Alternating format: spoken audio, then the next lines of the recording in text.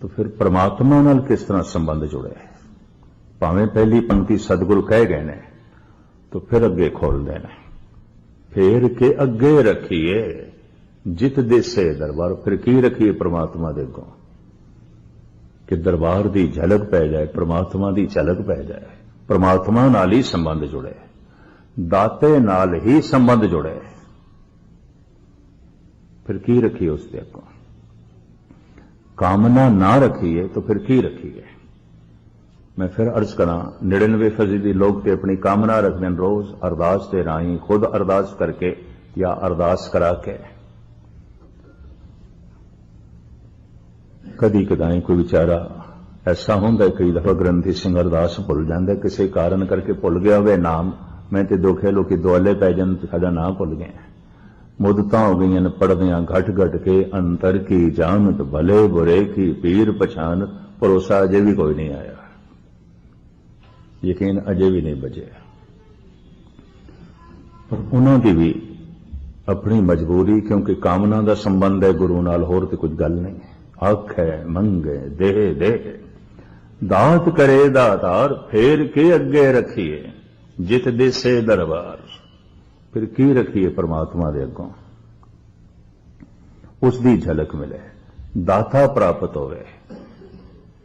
ते मुंह नाल फिर की बोलीए? जे मंगीए ना हुण मुंह नाल ते कहने दे दे, ऐ दे, ए दे, ऐ दे, कि चलो ए ना आखिए तो होर की बोलीए? मोह के बोलन बोलीए, फिर होर की बोलीए?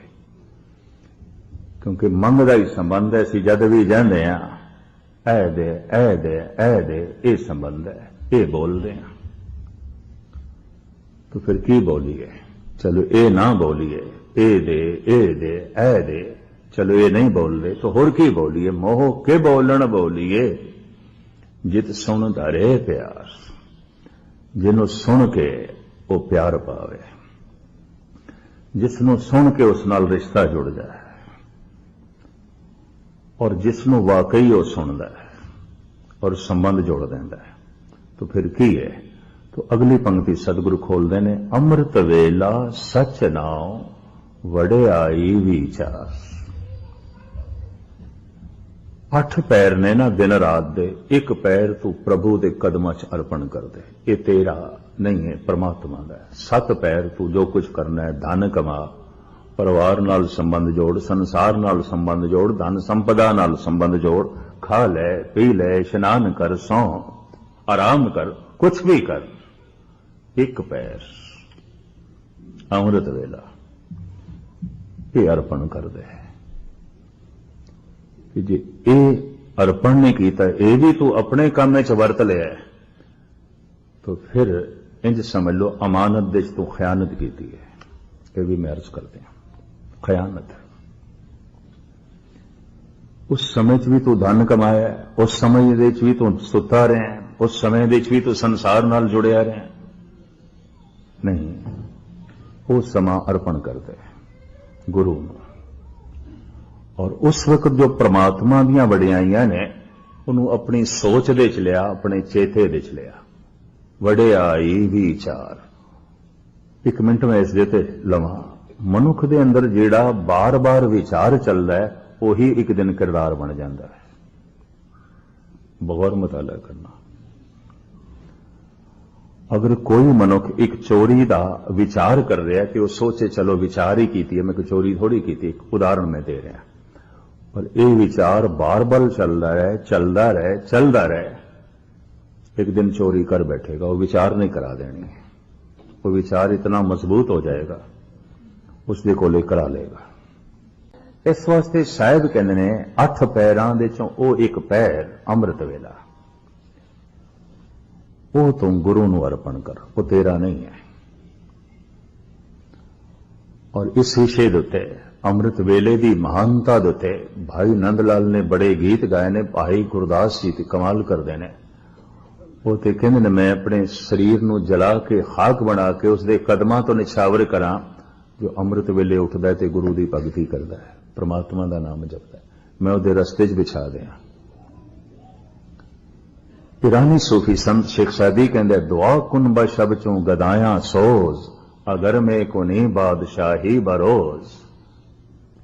ये फकीर कहता है जे तू दिन दे समय बादशाहां दी तरह जीवना चाहना है तो रात दे चौथे पैर खुदा दे अगों मंगता बन जा, भिखारी बन जा। ताई तवाजन पूरा होगा, ताई संतुलन कायम होगा। अमृत वेला सच नाम वड़ियाई विचार। चलो ये ना करिए, ऐसा ना हो सके, अमृत वेला भेंट ना कर सकिए तो उस वड्डे दियां वड्याइयां दी विचार भी ना कर सकिए, क्योंकि जिहड़ी विचार करिए यही विचार अगां चल के प्यार बन जाती है। ये भी महर्स करते हैं, वही जीवन का आधार बन जाती है, वही किरदार दे प्रगट होने लग पैंदा है, कृत दे प्रगट होने लग पैंदा है। तो परमात्मा दे वड्याइयां दी कोई विचार भी नहीं, इस वास्ते वड्याइयां नाल कोई प्यार भी नहीं पैदा होया, उसकी महिमा नाल कोई प्यार भी नहीं पैदा होया, क्योंकि विचार कोई नहीं ते अमृत वेला भी नहीं। लेकिन यह चलता पाया कि आखे मंगे देह दे। तो महाराज कहते इस तरह के कर्मां नाल जिन्हां नाल कामना जुड़ी हुई है, कर्मी आवे कपड़ा है फिर जन्म होगा, शरीर फिर मिलेगा, फिर जन्म होगा। क्यों? कामना जो कीती है, कामना करके जो कर्म कीता है, तो हुण एक बीज बोया है, फल तक पहुंचने वास्ते ते भविष्य चाहिए रहना, कुछ तो समा चाहिए। ते कामना रोज रोज चलती रहे, ते कामना अधीन मनुख कर्म रोज करता रहे, तो कामना भविष्य दे पूरी होगी, हुणे नहीं होने लगी। ये मैं अर्ज कर दिया, मैं बीज हुण बोया है, मैं बूटा हुण अंब दा लाया है, चलो मैं सवेरे लाया तो हुण शामी आखा मैनू अंब चाहिए ने, नहीं, साल 2 साल 4 साल उड़ीकते कर। कोई भी बीज उसे वक्त प्रफुल्लित नहीं होता, हफ्ता 2 हफ्ते, महीना 2 महीने, साल 2 साल 10 साल उड़ीक करनी पैंदी है। इस तरह ही कर्म ने जो कामना अधीन किए जाते हैं, तो फिर भविष्य तो इस तरह अगर भविष्य अगां चलता रहा तो वह भविष्य अगला जन्म करा देंदा, क्योंकि एक दिन मौत आ जाती है तो भविष्य के मनुख का बनया जो उसने कामनावां कीतियां सन वो अगे चलियां गईयां, 10 साल बाद पूरियां होनियां सन, जिंदगी रही नहीं। ये कामनावां फिर जन्म करानियां, फिर कपड़ा मिलेगा, फिर झोली मिलेगी। ये कर्मां दा फल कौन भोगेगा? तो फिर कपड़ा तो चाहिए, जिस झोली तो चाहिए जिसदे छपाना है। तो कर्मे आवे कपड़ा, उन्हां कर्मां करके शरीर का चोला फिर मिलेगा, फिर एक कपड़ा मिलेगा, इनू फिर आना पड़ेगा। इस वास्ते कहते हैं कामना मिट गई तो भविष्य मिट गया।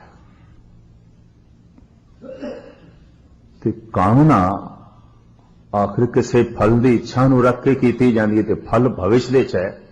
इस वास्ते गुरबाणी कहती काहू फल की इच्छा नहीं बाँचे, छड़ तू फल नूं ही छड़, ताकि तेरी कामना, ताकि तेरा ध्यान भविष्य च ना जाए, अगे ना जाए। ये तो बार बार जन्म करा देगी। कामना दे चलो एक बच्चा जी रहा है, बर्दाश्त किया जा सकता है, चलो एक जवान भी जी रहा है, नाकाबले मुआफते नहीं, लेकिन फिर भी नजर अंदाज किया जा सकता है।